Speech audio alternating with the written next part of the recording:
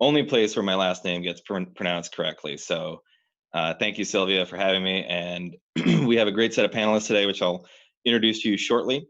And then, as Sylvia said, we also have, fresh from the Buying Legal Council itself, a new set of results from the Question of the Week series that the council's been releasing every other month now since the COVID crisis began. And this is just providing some really interesting trend data that we're going to review today and understand how we should interpret this and what our panelists are seeing personally, and then how they'd interpret some of these results.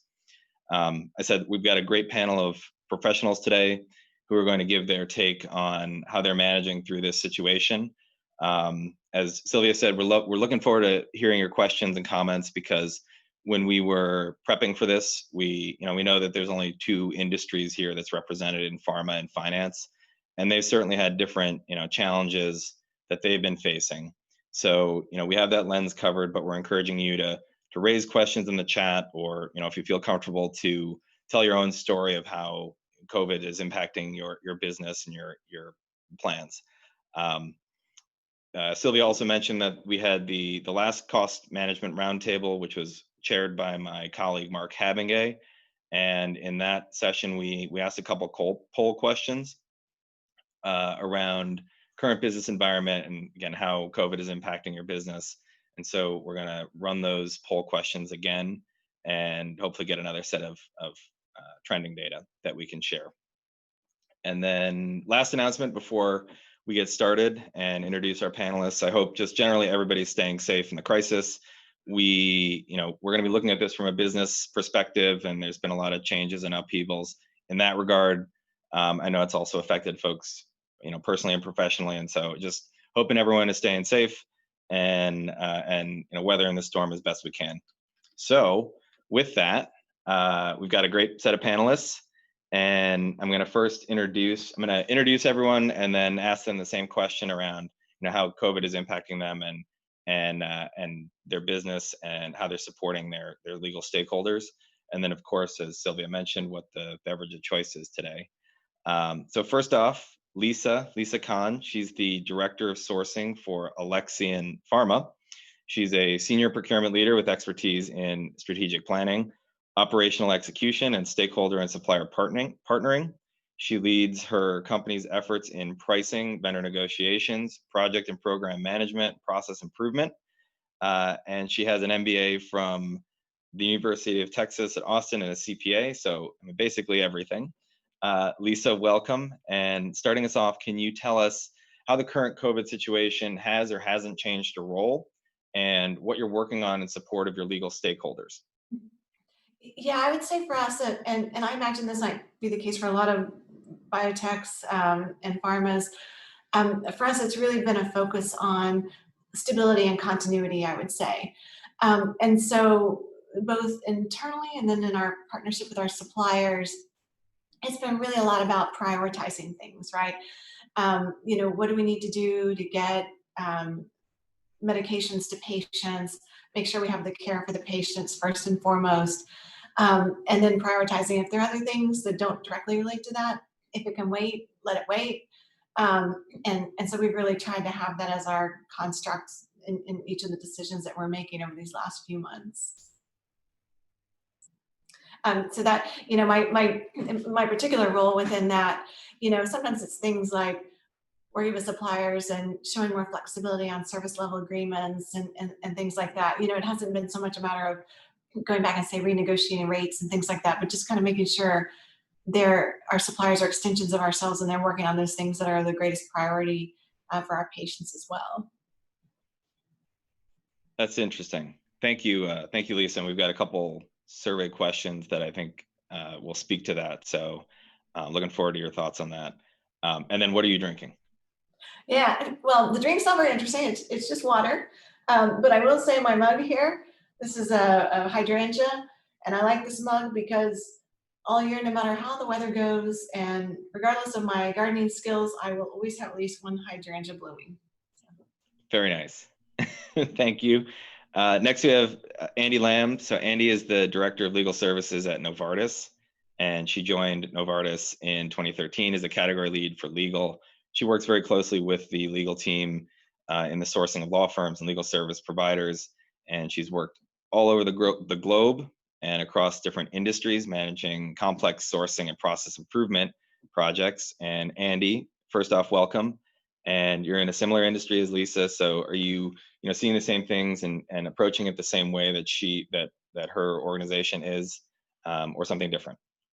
Definitely a lot of similarities. Patience is always first, especially in this time of uncertainty. So early on, I think, we are definitely scrambling to get the PPE for the employees, because there are definitely people in the manufacturing facilities in the labs who will still need to work at the office or facilities. They can't just work remotely from home like some of us could afford to. So PPA is important. There's also a wash to, which is, I think, a catalyst in helping us driving the digitalization of a lot of the initiatives. Where there was no urgency as much before, now it's like we can do without digital platform. A lot of things that used to be done in person, like congresses or other face-to-face meetings, now everything is online, everything is virtual. Even touching base with the patients, we have to do it remotely rather than going to the doctor's office. A lot of that definitely have been a positive change, and overall there's definitely a lot of cost pressure on the organization. There's definitely more scrutiny in expanding headcount. A lot has been frozen, and the procurement team, as an example, is definitely given the challenge to look for innovative ideas, work with the suppliers to not just bridge over the COVID period, but look for more sustainable, innovative ideas that we can, go forward as an organization. That's very interesting. Thank you. And same question, what are you drinking? Same as Lisa, it's water. My coffee time has already passed. I already had my cup of Joe this morning. But this cup is interesting because I got this from a former fan ages ago. She's Dutch and they like milk a lot, so it's a cow milk. Very nice. So we've got one more panelist, and before I introduce him, Sylvia, there is a poll question on how your organization is handling. Yes, there you go. So very similar to what we're asking the team here, and if you can answer that, we'll look at the results shortly. So last panelist is Matt Lundin. Matt has been with Bank of America for over 12 years, and he was first a manager for the legal department's non-US outside counsel billing processes, and now he's a sourcing specialist that's responsible for negotiating agreements with legal support vendors. So Matt, you're our finance representative. How has or hasn't COVID changed your focus in these past 7 months, and where? Thank you, Peter, for the introduction. In my specific role right now as someone who negotiates contracts for the bank's legal support vendor space, the biggest impact was in regard to information security. Once it became clear to us that a large percentage of our vendor employees were going to be moving to a work from home environment, our technology information security partners made it very clear that they were concerned that a lot of the protocols that were already contractually in place and physically in place would no longer be there. So from a sourcing perspective, me and my partner spent several months working with our partners in legal to review all existing contracts to make sure that, one, the necessary language was there to actually facilitate a move from in the office to working remotely, but also so that the information security protocols that we know were in place within the office environment could also be implemented in a remote situation. Information security is of the utmost concern to the bank, and since many of our legal support vendors have highly confidential data, just from a contractual and reality perspective, we wanted to make sure everything was in place to mitigate that risk. And so that was the most notable impact the first 2 months from COVID. Thankfully, since then, it's really been one-off type things. For example, the annual shareholder meeting had to be done virtually this year. And so, several amendments had to be negotiated in order to facilitate that. But beyond those sort of one-off instances, it's pretty much been business as usual. Interesting. Okay. And then also, what are you drinking, or what are you drinking out of? So, okay, I'm still in my coffee phase, and I actually have the pot right here, so I can fill it up once needed. Just drinking right out of the pot. Nice. Exactly.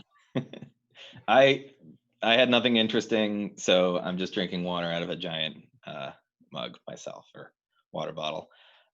So looks like we've got the question, the poll results coming in, and this is actually pretty similar to what we saw in our last roundtable, where I think it was closer to a third in terms of businesses expanding, nothing has changed, and seeing negative impacts. And it certainly sounds like from this panel, if I get the sense from Matt, it's you're a little bit more on the nothing has changed, and then for Andie and Lisa, it was a different set of challenges around ensuring that your suppliers are coming in, and your pharma is going out, your drugs are going out. Is that correct? I think that's a good description.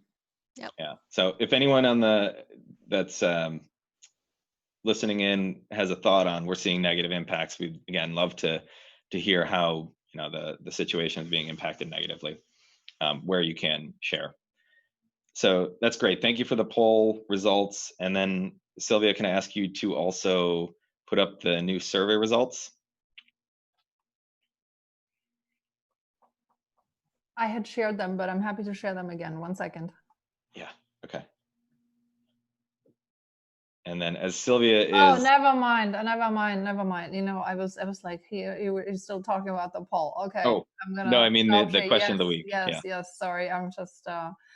I guess I should have drank. I should have some coffee here. I just have some water as well. So hold on. Share screen. Where is it? There you go. And ta-da! I think we need some drum roll. Is this the first time that these are being shared? It is the first time. So ladies and gentlemen, you're seeing it directly from my screen. I've only shared it with Peter and our panelists here. So this is, I guess, the world premiere.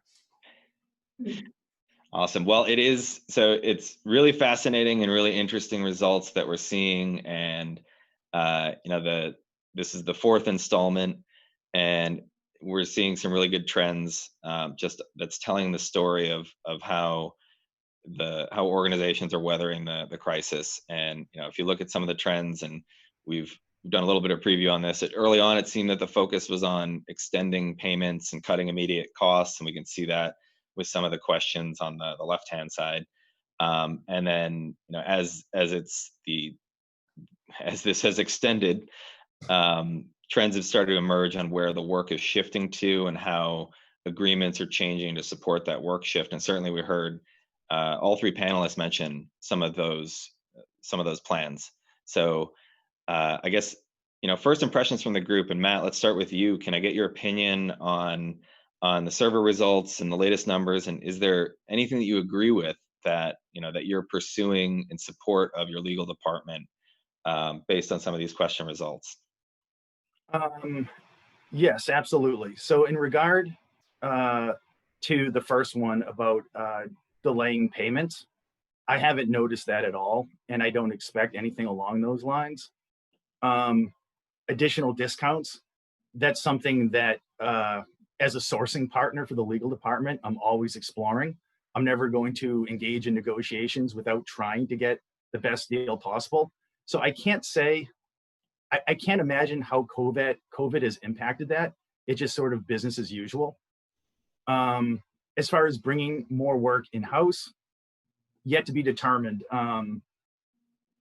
Bank of America has always utilized every opportunity they can as far as being as efficient as possible.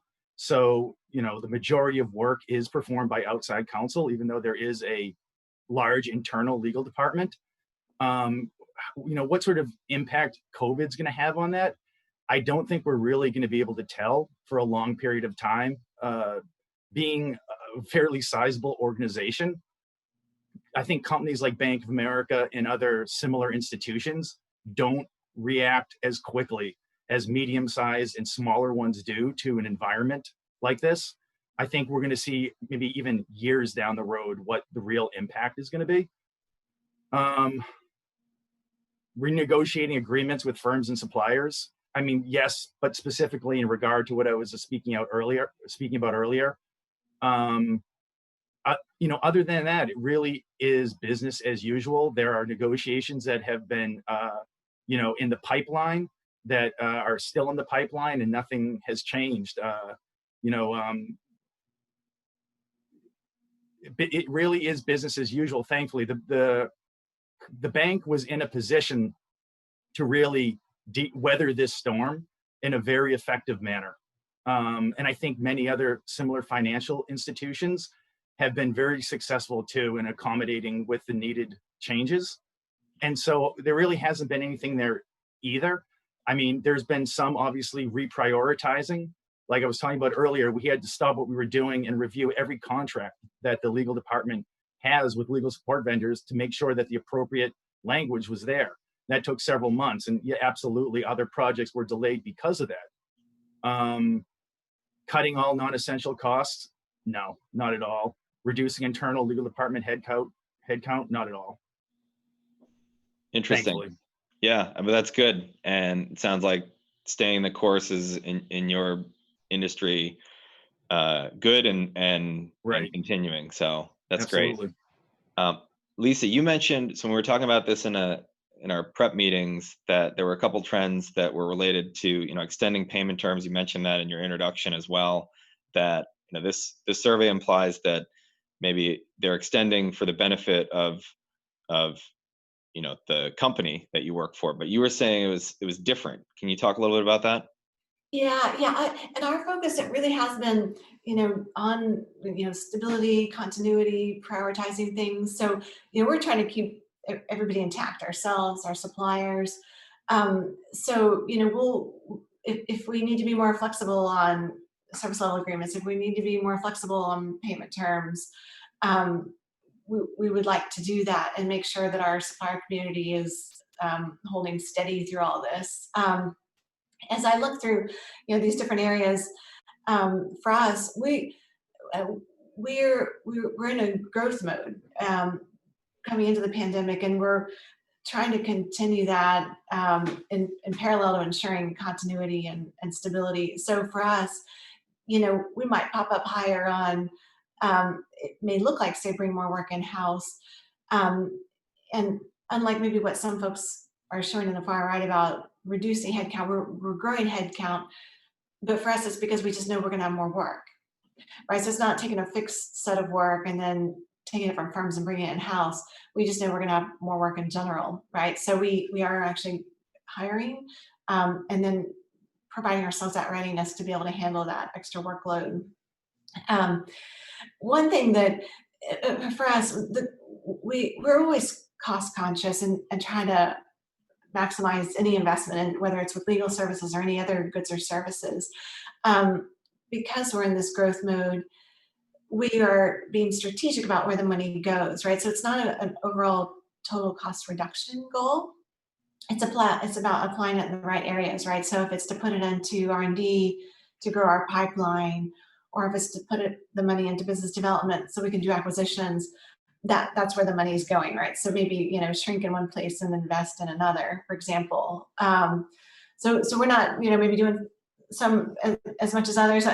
One thing that at some point I'd be interested in the views from the audience, those who had that really high bar in this last survey on renegotiating. I almost wonder if that's because it just took them this many months to really kind of get positioned to go do all those renegotiations, right? There's a lot of homework to get there. And this might be just right at that inflection point where they got all that ready to be able to go do those negotiations. Is kind of what my reaction for having seen this for the first time, kind of coming into this panel discussion. Yeah, I think that is the big change of the fourth installment here, is that we're renegotiating, agreements, and that has spiked upwards. So the two thoughts I had were, well, one, exactly what you said, is it now we're getting around to this, and we've kind of been staying the course as best we can, but now it's time to renegotiate, or is it just a seasonal thing that it's October and agreements are coming due? So Andie, what are your thoughts on that change that we're seeing?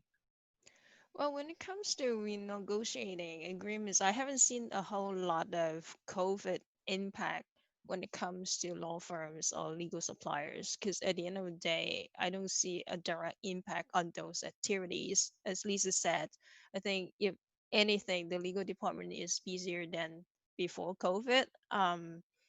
So there's definitely not uh, the inflow of, or insourcing of work, directing work back in-house from the outside counsel. That's not happening. I don't see a headcount reduction in the legal department either. So on that regard, I don't see a whole lot of change as a result of COVID.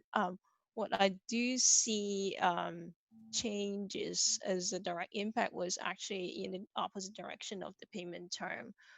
Especially in the beginning, when this hit us, we were looking into, we were checking in with the smaller service suppliers and see, do they need actually a shortening of the payment term so that they can, survive on through this crisis a little easier.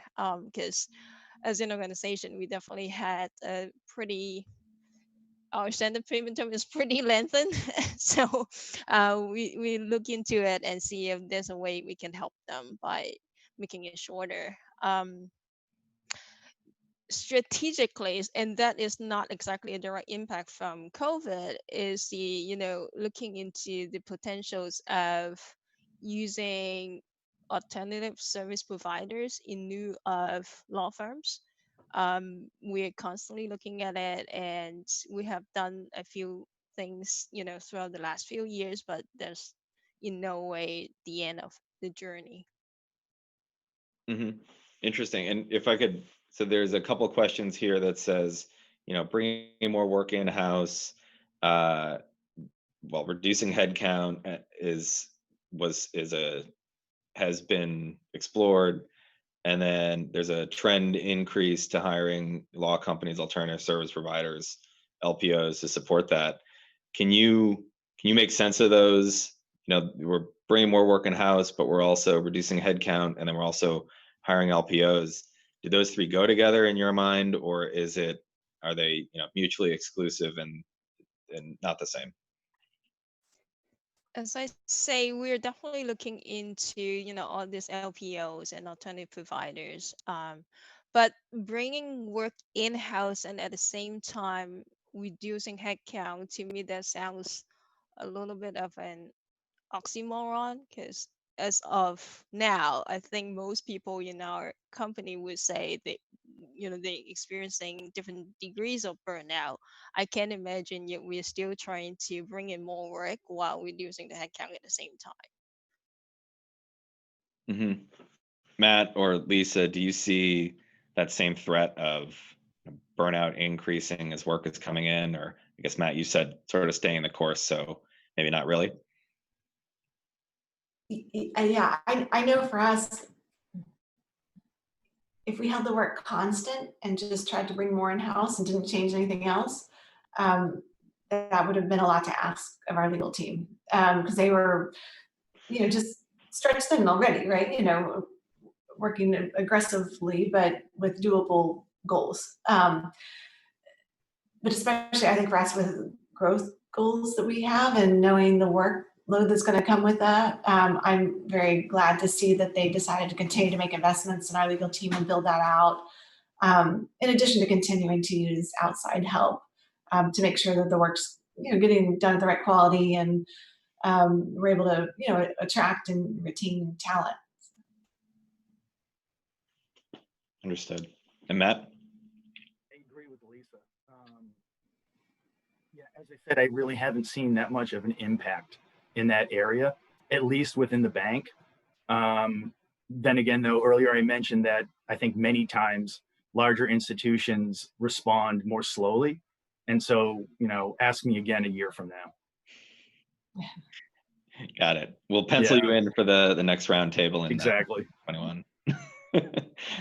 You've each mentioned at the beginning that there was some, change to the way that you worked. Obviously, we're moving in-house or virtual rather, and so that involved a different focus on technology and digitization. That wasn't really mentioned in the survey, and I'm interested. Have you pushed pause on some of your technology projects, or in some cases did you accelerate them because you needed to solve for the change in work? And Lisa, can you expound on that? Yeah, so it varies a lot. And I work with a lot of different departments, so I see that variation. I'd say for our legal team, fortunately, we had actually just gotten a couple things under our belt. We just did e-billing, had just finished a wave 1 on contract lifecycle management, and we're well into wave 2 when all this started. And similar for our requisition to pay for the finance group. There were some other areas like in HR, for talent acquisition. We had some digital programs we did put on hold. So it's been a mixed bag. Other areas where we were, meetings and events in the commercial space and things like that, where we were all very accustomed to doing everything in person.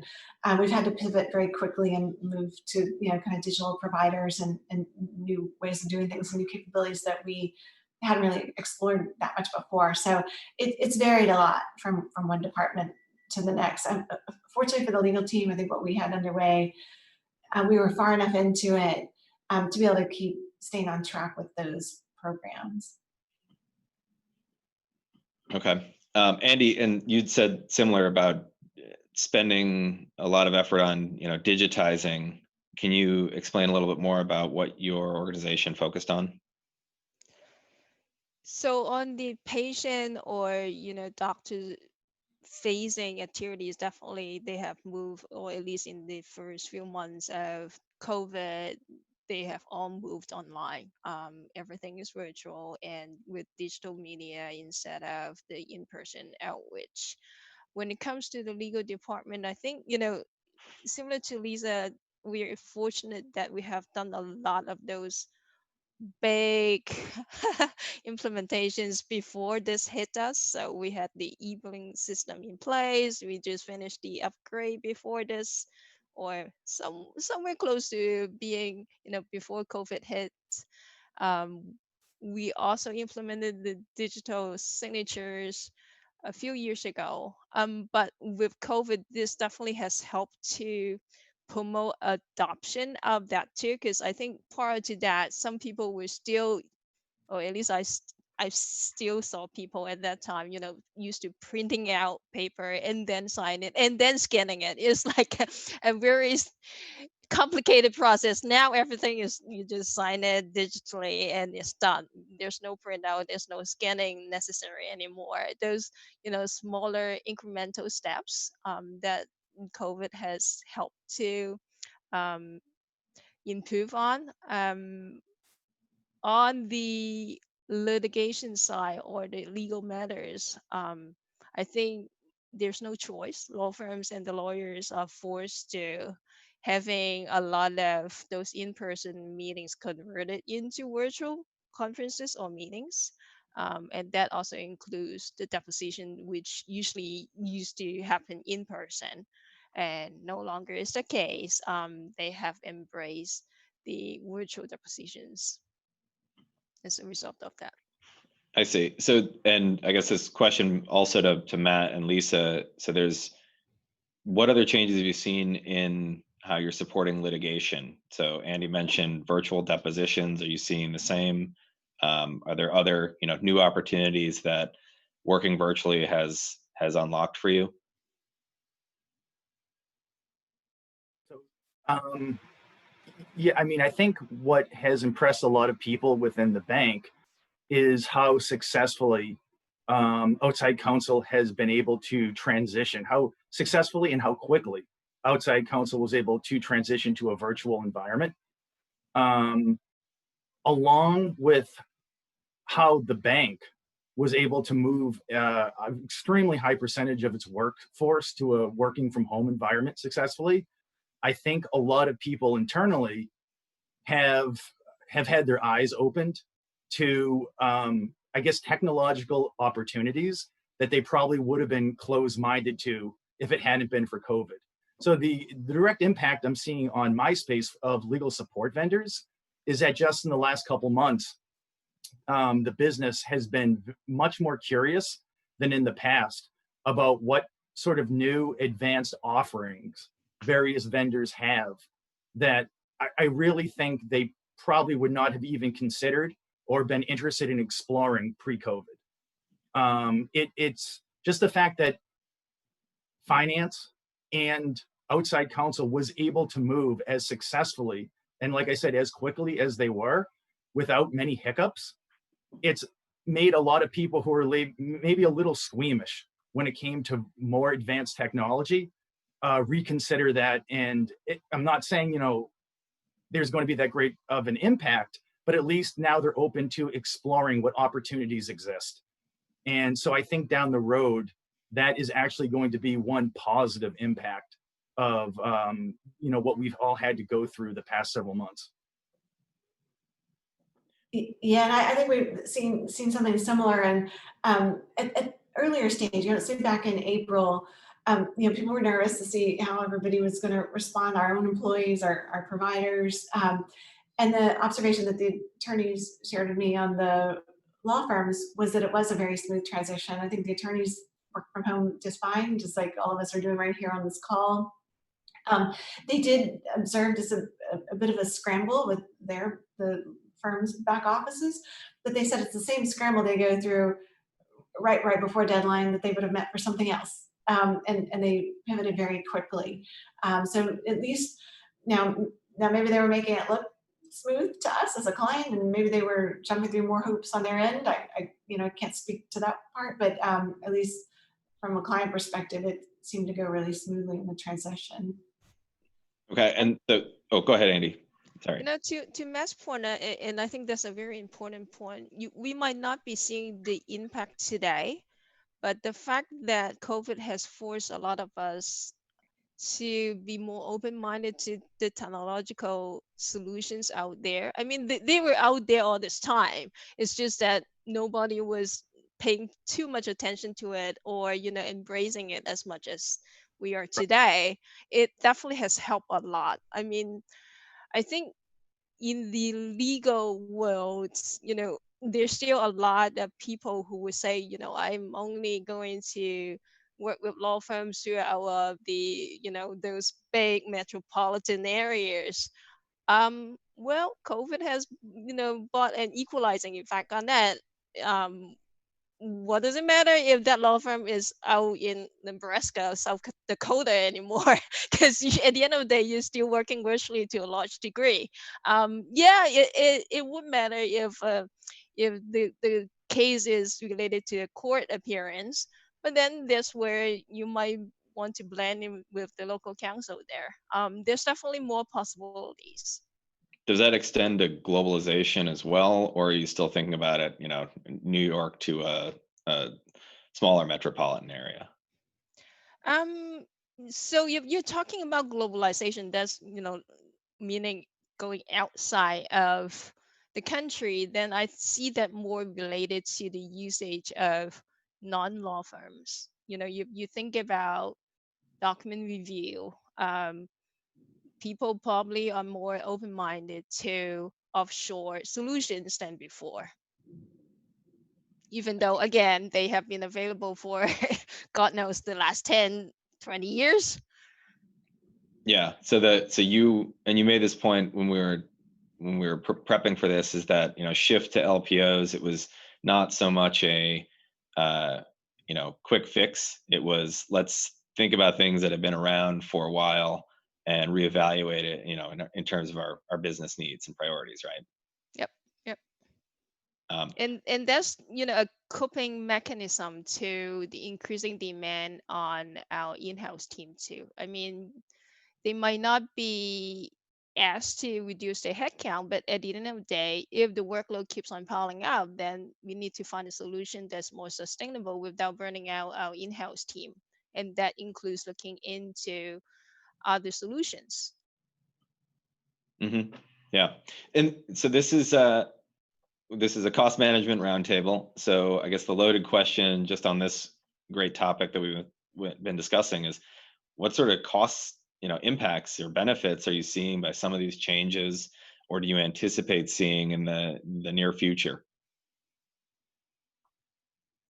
Matt, sorry, if you want to start us off, and then we'll go to Lisa.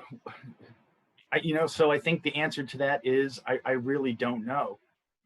Sort of following what all of us were just speaking to, COVID has shown us that there are opportunities out there that, let me say, shown the business, because I think a lot of us knew they existed, as Andie pointed out. Many of these solutions have existed for the past decade.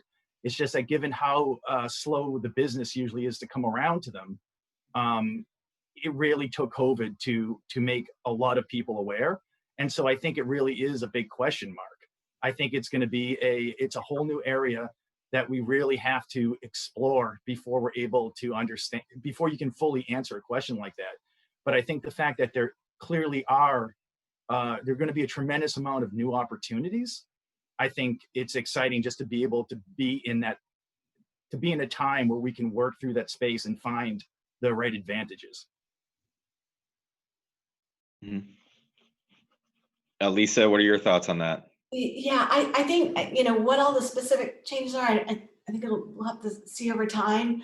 One thing that I can tell already is happening, and I think this will, whether or not it's just directly on, legal services or it's spread across the enterprise, certainly on things like travel, before you wouldn't have felt like you had social permission to say, well, it's okay if the supplier doesn't physically come in and present, right?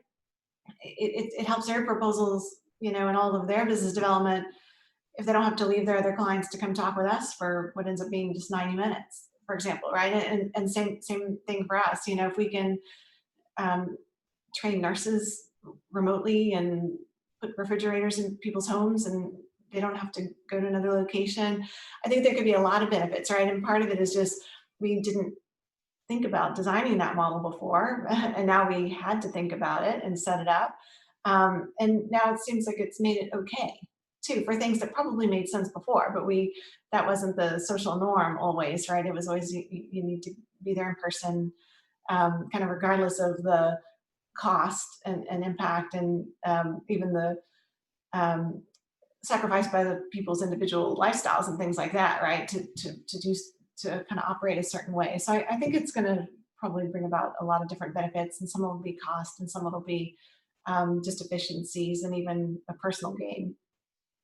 And what, you bring up a good point, because one of the friction points in billing is billing for travel time. And, most people don't accept for billing for travel time unless it's in an extreme situation, and that puts a burden on law firms. And so, now you're taking cost out of your potential cost out of your billing by just moving things virtually, and it becomes more efficient on both sides. Yeah. Also, if you had a Zoom button, you could kick people out of meetings. Yeah. Yeah. You see too many attorneys, you don't want to pay. That's right. Sorry. So good. So we've got about, I know we want to have 5 or so minutes questions here. We had one more poll question that we wanted to raise now. Sylvia, do you have that you can share?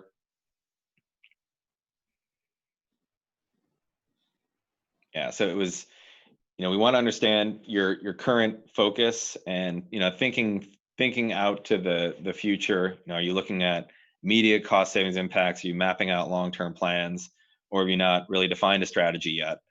I guess this is, we'll go around the room here to our panelists, but forecasting out the next 6 months, where do you first see this heading in terms of business impacts?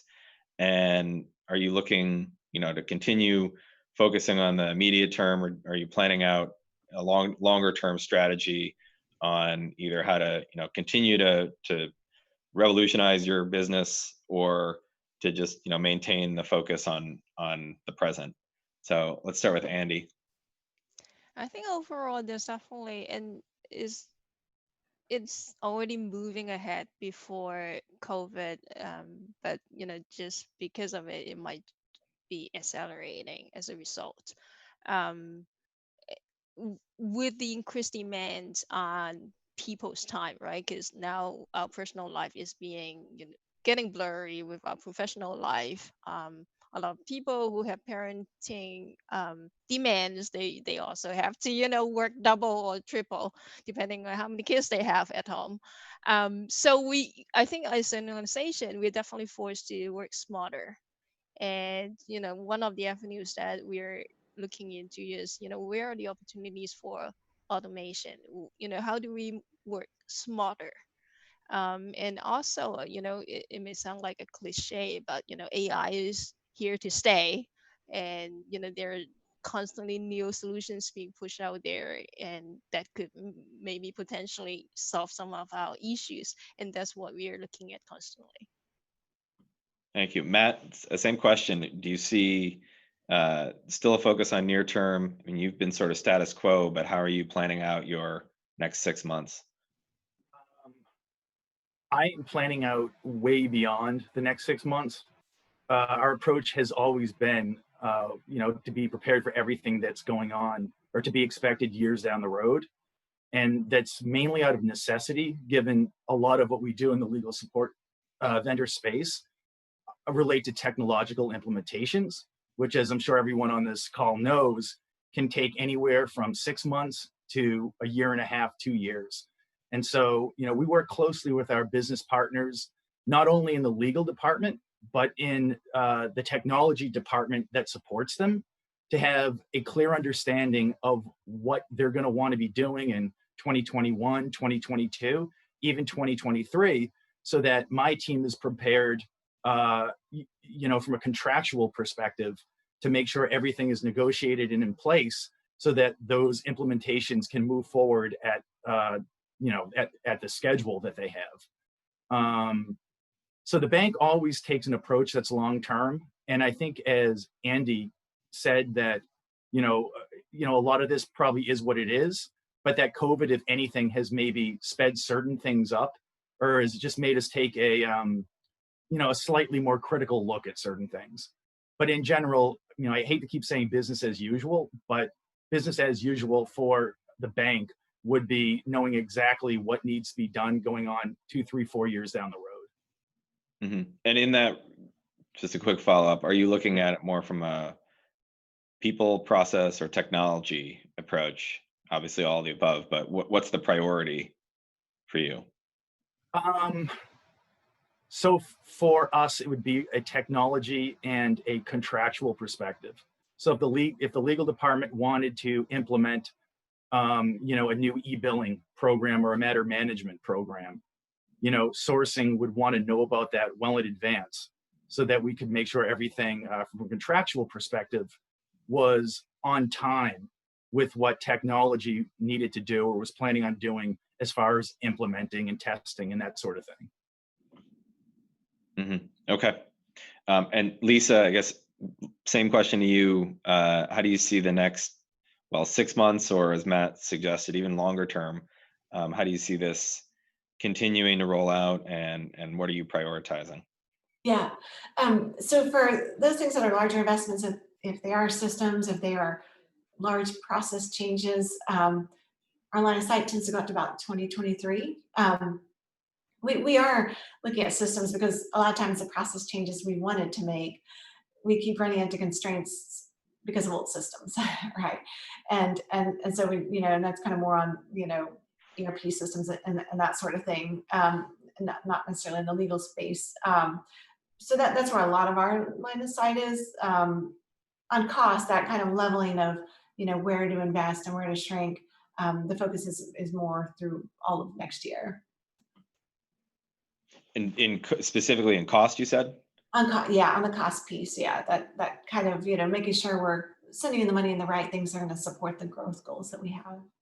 do you see, like, the survey suggested that you're going to be looking at agreements, renegotiating them, or just, taking a broader perspective on, uh, how you're balanced in terms of in-house, outside counsel, that sort of thing? Yeah, so I would say really across our whole enterprise, um, I think we will have, some element of demand management. Like, do we have to do that project? Does it have to be that big? Does it need to be with, this tier of firm? Or are we right sizing, kind of looking at best fit for purpose partners and different arrangements? And then are we kind of optimizing how we're doing the pricing on those and the cost on, in some cases, what we may see enough of a clustering of natural work that goes together, doing some preferred provider programs that'll be more sustainable, and have some speed associated with them. It's already up and running and for people to use them. And in other cases, we'll continue to do the one-offs, and source things when it doesn't look like there's enough of a grouping to put a program around it. I see. Thank you. And it looks like the poll results. This is interesting. So the last time we did this, there were still some folks that were saying we're looking at immediate cost savings, low hanging fruit.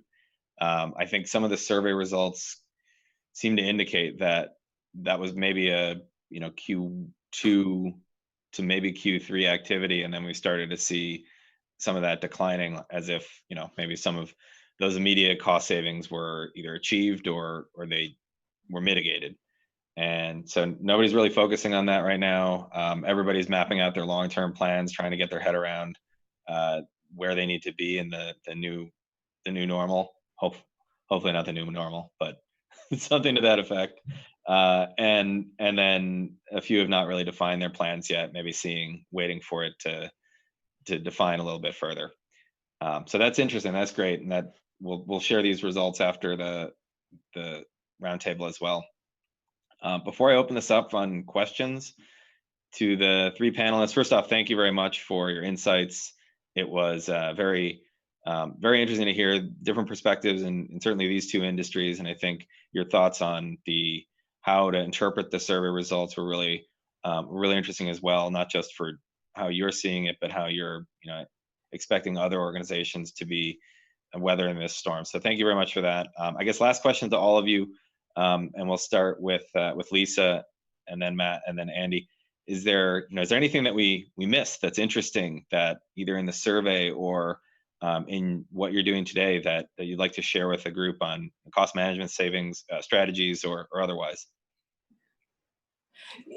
I know for me, I'll kind of really echo, some of Andie and Matt's points. And I had observed it, but I hadn't crystallized it in my thinking, I guess, before they articulated it. I think just the willingness to consider, digital options and remote work and these kind of things. It was always there, and we dabbled in it here and there, and some groups, adopted some and some didn't. And now that everybody's been forced into trying some of it, I think it greased the skids for probably a lot of things. And there's a willingness and acceptance, and it's going to probably act as a catalyst for getting to, try some new things and be a silver lining coming out of this that is a good thing. It's an unfortunate set of circumstances that got us here, but I think there's some good things that will come out from this. Thank you. Matt, I think you're muted. Apologies. Yeah, no, I don't. I guess reiterate what Lisa said, and Andie and I previously had said. I just think that, as obviously awful of an experience this has been for so many people, family, friends, colleagues. I do think that as far as its impact on business, it could have been, at least our businesses, it could have been a lot more negative. And it's a very, looking back, one thing that can be taken away is that people adapted, the industries adapted very successfully, very quickly. And that has actually shined a light on opportunity that people really weren't either aware of or willing to look at prior to COVID, and seeing how adaptable we actually are and how technologically advanced we actually are. I mean, we truly are living in the future now. And I think a lot of people didn't realize that. And so coming out of this, there really are going to be much more opportunities, or at least awareness of those opportunities than there was previously. And I think that's at least one good thing we can look at. Well said. Any final thoughts on that? Not much. I mean, I think we have discussed quite in length all the different things that we thought about. If anything, the silver lining of this is it has opened up a lot of opportunities. And it also highlights the need for organizations to stay agile. Because I've definitely seen companies that have already embraced technology much sooner than others, that they can move very quickly and they can adapt it to this new environment much more faster than some of those other organizations who might be, let's say, less mature when it comes to the adoption of technology. And it just tells us that we should always try to stay 1 or 2 steps ahead of what we might be, going into before we know it. Yeah, very well said. Staying agile, be willing to embrace new technology, and adapt quickly, I think, is the message that we're hearing right now. So again, thank you very much for your time here. Sylvia, can I hand this back to you? Were there any Yes. questions? Thank you very much. Well, so I have this burning question actually that I wanted to ask you. So do you think that, let's say we have October now, let's say next May, do you think you're all still going to work from at home? I know for us, it's announced that it is the choice for the employees through July. Okay, thank you, Lisa. I think for the bank, it's going to be based on where you are. I'm located just outside of Boston, and there's unfortunately still a pretty negative impact around here. So I wouldn't be surprised if I'm still working remotely. Okay. Through next summer. And Andie, what are you gonna do? My answer is probably yes. I will be working from home. Not necessarily because of the needs, but our company has recently rolled out what we call the choice responsibility. So that means it's up to us. It's not even a temporary program, but it's up to us employees. Depending on our need. Like me, I don't need to go into a lab or a factory. I could choose to whether I want to work from home or work from the office. Yeah, no, and Peter, I want to hear it from you as well, but I'm thinking, I mean, in terms of cost management, I mean, this is not necessarily legal spend management, but I think this will have tremendous effects on our industry as a whole, like who's going to be in which office, and are the law firms still going to have the big fancy offices and the big fancy addresses in the big cities. So I think that is going to be something that, as you all said, I don't think that we have seen like the whole picture yet, that we will see in the future. Peter, so you are going to be in your office in May or not? I think it's essential employees, kind of like Andie said, essential employees only is. Well, are you essential? No, I'm just okay. I was just teasing. But I think the law firm point that you made is true, and that could have an impact on cost management, in that we should be challenging the overhead costs that Absolutely are baking into their pricing, and just like we don't pay for phone charges anymore because everybody has a phone and that's business as usual. Maybe we don't pay for an office space anymore. Yeah, and that's definitely something that I'd like all of you to think about. Well, thank you very much. Really great, very useful insights. Thank you all for joining us. We hope that you enjoyed today's session. If you have additional questions for our panelists or suggestions for future roundtables, or if you would like to be a panelist in the future, we can make your dream come true. So please let us know.